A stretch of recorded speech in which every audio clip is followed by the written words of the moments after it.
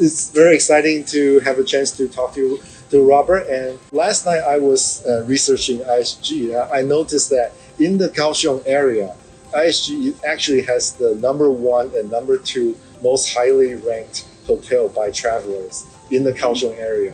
So I think that's actually a really impressive feat. And I also know that you're from the Netherlands and you have led hotels in like Vietnam, Korea, and Doha.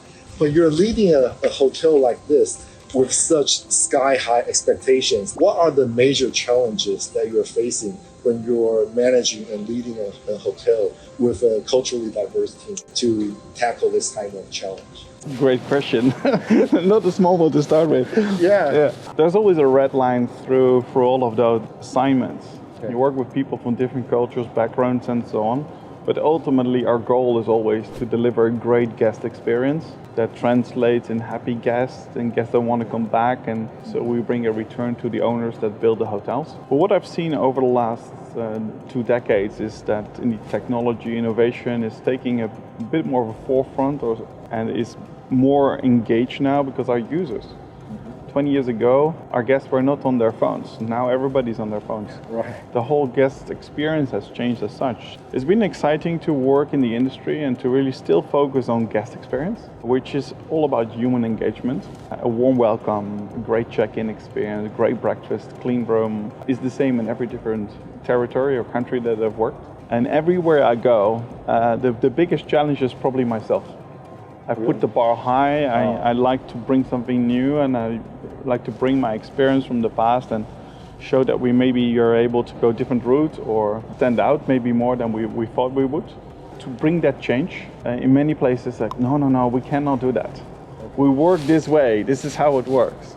And after a few years when you leave, that way of working actually changed. Mm-hmm. So you have an impact, you have an influence over the process. Okay. And the same has been here in Taiwan. When we opened in Kaohsiung, there might have been a bit of skepticism about why does Intercontinental go to Kaohsiung first and not Taipei. Right. But we thought it was the right place to start, and it has been proven right. Built a fantastic hotel and a new way of working and the way that we embrace technology, innovation and ESG. And could you take us to the back of the house operations? How does it operate kind of differently from the traditional hotels that might have said, this is the old way that we've done? How do you do things differently in the back office of these hotels? I think traditionally hospitality has been a little slower to adapt technology than some of the other industries around, like banking or the online retail industries where we see a lot more changes. So traditionally hotels still had a lot of administration and paperwork in the back of house workflows. From a guest perspective, there's more and more digitalization happening over the last years with guests booking through their apps or website applications. But the back of house kind of always stayed behind, and that's something that we wanted to change in Kaohsiung. First of all, we believe that in order to make good decisions for our people, for our guests and for our owners, we need to have the right data. And when data is all scattered on printed papers, we can't find what we're looking for. So we went out to find systems like Ragic that helped us to build that digital backbone. And that helped us to make all our processes centralized, digitalized. Because in the back of the house of a hotel, we need to buy items, we get invoices, and there's a lot of training going on too. All of that needs our workflows that normally were manual and we automate now or we digitalize for a big part of that. You have processes that involve internal communication between departments, where traditionally somebody's running around with a piece of paper to get those signatures. Now it's all digital, time-stamped, and much, much faster. So we definitely have an optimization there. So it's been proven a very good strategy at that time. Long and behold, AI arrived a few years later. And what do you need for AI? Data, and you need to know where the data is, how to access and how to use the data. And we have almost everything in Ragic throughout the past couple of years. All our memorandums, all our flows, all our forms, all our training records, all our performance records, all of that we've managed as a workflow through Ragic, which helps us now to take the next steps in technology. Exactly, yeah. To make any good use of AI, the whole point is how much data you have on the database where AI can actually access, and you can control whether the AI can access it. That's actually kind of the biggest point in our experience, the key deciding factor of if a company can successfully take advantage of these AI tools. And to make sure that it's super safe. Yes. The data is really locked properly on the storage, cloud storage with you guys.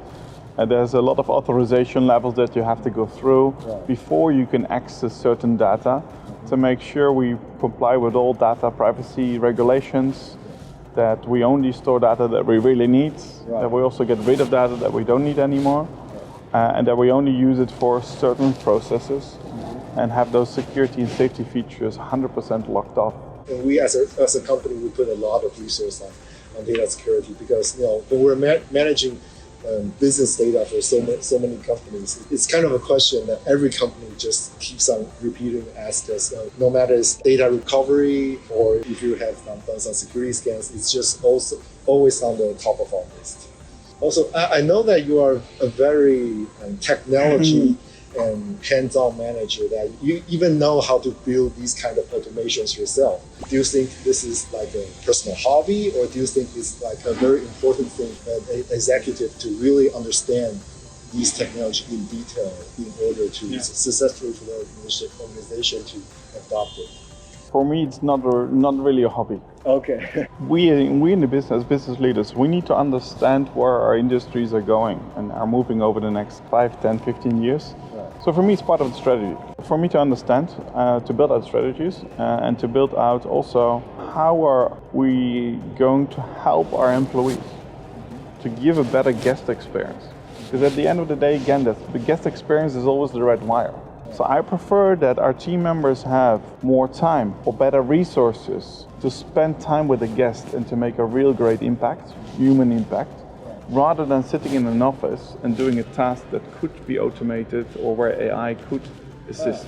So I'm really looking at technology and innovation as a support for the human part in our business. We've implemented Aiello AVA in all our guest rooms. It's a voice command device. Okay. It controls your blinds, your lights, your air conditioning, your TV. So this is also a technology piece that some people could argue, is this luxury 5-star? The way we offer it to our guests is to say, this is an alternative. You don't have to use it. If you like to use it, go ahead. There's a lot of functionality inside. So we cater to a larger amount of customers, different audiences. And the same counts for our internal customers, which are our employees. That's where I see where technology like Ragic is giving a great helping hand for the younger generation that are a bit more tech savvy. They want to move faster and they don't want to sit maybe the whole day in an office comparing 2 different reports. That's where technology can come in to take over that task. So they can maybe look at a more exciting part of the business and add value in a different way. Because Ragic is a really diverse tool that can pretty much do all kinds of different things. It depends on your requirement. But how does IHG, like in each hotels, and how do you decide what kind of features that you want to build on Ragic, and how do you come up with all these specs? That actually changed over time. Right, okay. I think the strength of the Intercontinental and Kaohsiung and Ragic is that it's part of our culture. We started 3 years ago with basic workflows that we kind of from top down implemented, like a recruitment workflow where we collect CVs, we store, put the notes from interviews inside of the system so we can track that, and once we hire a person, he gets an automatic notification on which trainings the person has to do. And like that, we developed over time more workflows which were more generated around where we see efficiencies in the business. Then, interestingly, it started to change. Our people, because they work with Ragic every day themselves, they start to come up with workflows. An example is minibars. Whenever we put items in minibar, we need to make sure we remove the item if it's not consumed and it's close to expiry date. We don't have a system for that. The team came up with, this is our business case, we need a solution for that.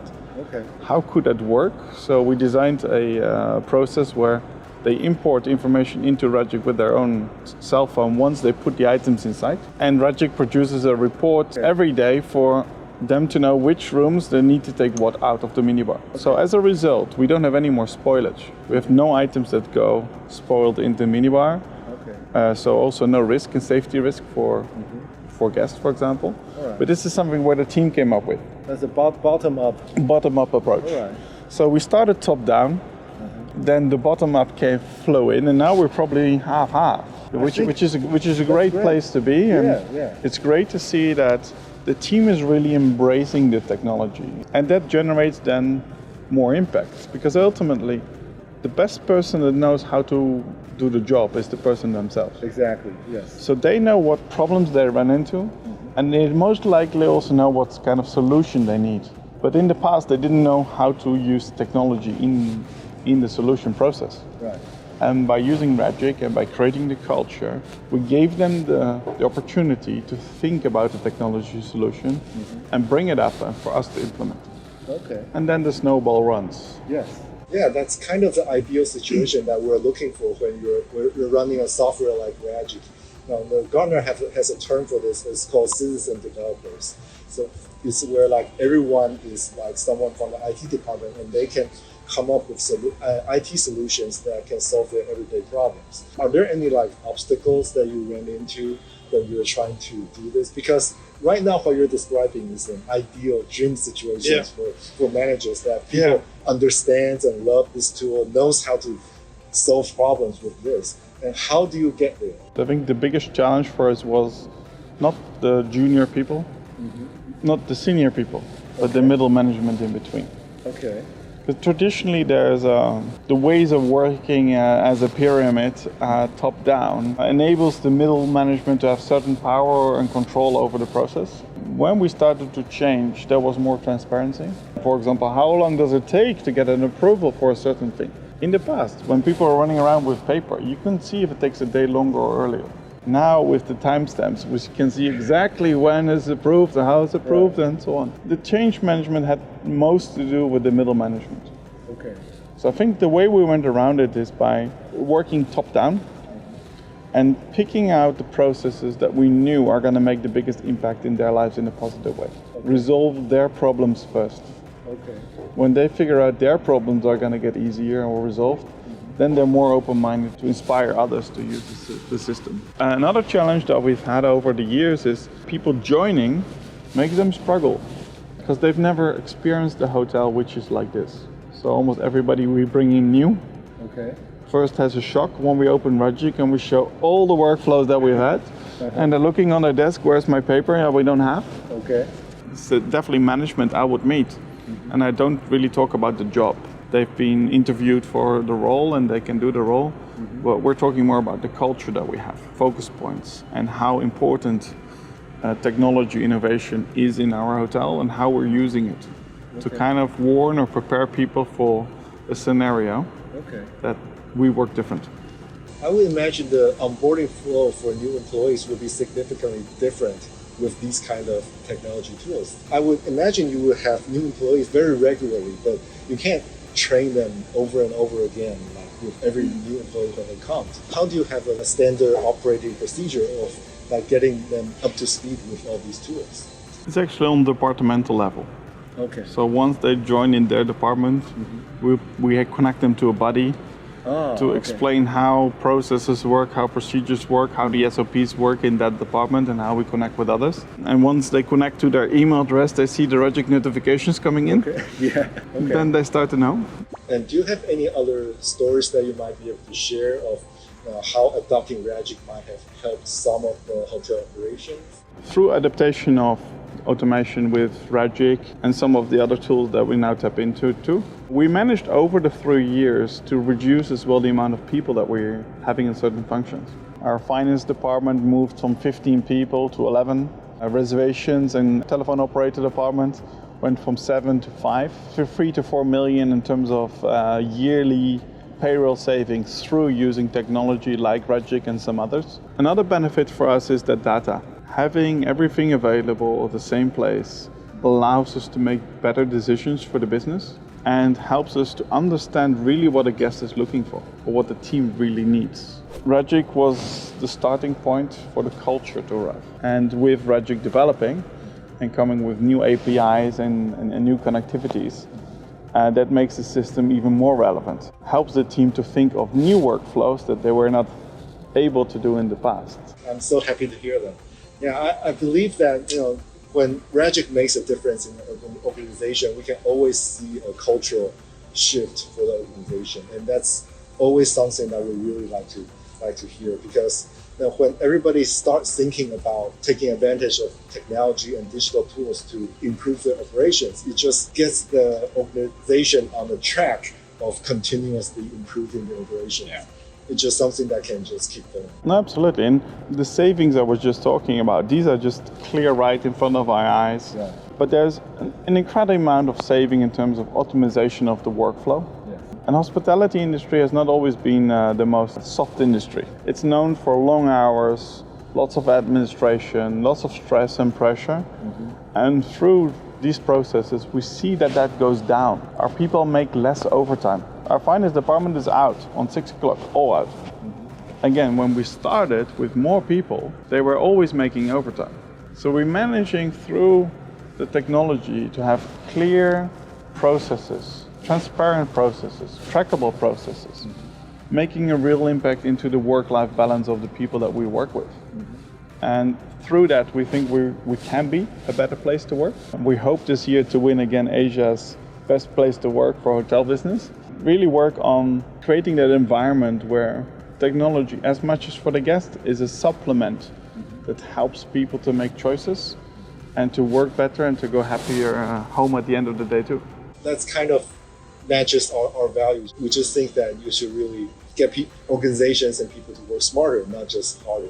So Ragic is a result of us trying to make all these IT data management work smarter, just not harder, just find a better way to do all these. Looking forward, what kind of plans do you have for improving on what you already have? Step one for us would be to scale what we have. Okay. So we have a great example in Kaohsiung, mm-hmm. where with all those workflows and the great partnership that we have with Ragic, and we have a lot of new hotels coming in different scales and different sizes, different brands. Mm-hmm. So with our growth pattern going from 14 hotels now to about 30 hotels in 2027, which is around the corner. Okay. We see a great opportunity to scale what we've built together. Mm-hmm. So to get a lot more hotels on Ragic, to get the workflow streamlined and maybe at some stage more real-time data rather than reporting that we're doing right now. Okay. So that might be the next step, to get real-time data interfaces that action maybe with an AI tool in the middle or as a connector. And that's something where I think we're going to go in the future. I also expect that the world will further change when it comes to guest bookings. AI is going to play a big role into that part, making maybe more use of an AI tool to say, help me plan my trip to Taipei, okay. And then come up with 10 recommendations for hotels, etc., mm-hmm. rather than maybe going to Google or Booking.com to search for hotels. So. Mm-hmm. We need to be ready to change that too. Where I would love to go is more on the commercial side, where we've now been more on the operational and functional side of the business, the back of house workflows and so on, to see how can we be more proactive with technology, rather where we're now more reactive with it. So that's the vision where I would like to go with ISG in Taiwan. When you're talking about a more real-time data, what kind of interactions are you hoping for in the future? Like what kind of real-time interactions with your data? Financial data, I think is important. And now we get every morning a pickup report of where you stand, how much did you pick up and so on. Mm-hmm. I think that could be maybe more of a live dashboard that's kind of running. Okay. You could look at operational data where we can see exactly which room is occupied at what time and mm-hmm. how fast did it take us to clean the room and to get to the next one, for example. So potentially an AI tool can help the scheduling process of cleaning rooms. Okay. Or the guest is waiting in the lobby, so let's see how we can switch that around so we can fit the guest need a bit faster. Okay. Where now it's a lot more reactive with line messages, calls to housekeeper to move rooms and so on. So there's still a lot of manual process, I think, involved there. And I think that's where technology innovations can start to help us a bit more. Okay. For breakfast, for example. Breakfast is always a rush hour in the hotel. So how can we create real-life data connections for guests to know, oh, it's very busy now. If I go down, I might need to wait. That's very useful. Let me wait for 10 minutes, and that might be, how can we create something more user-friendly for guests to make choices in their guest journey while they're in the hotel? Okay. I think there's a lot of user cases that we can step-by-step look at and see how we can adapt that. Understood. Yeah, we love hearing about these use cases. These use cases are the most important things when we're coming up with a design or a system spec or deciding how it should work. Of course, we're going to discuss a lot more about real-time data and see how Ragic can help. It is great to have partners in different fields and to connect the partners as well. To use innovation in their respective fields to connect and build something better and greater and bigger impact. So we can all elevate to the next level. Yeah, so it's always great talking to our customers, and it's great talking to you, Robbert. Same here. Okay. Thank you. Thank you so much.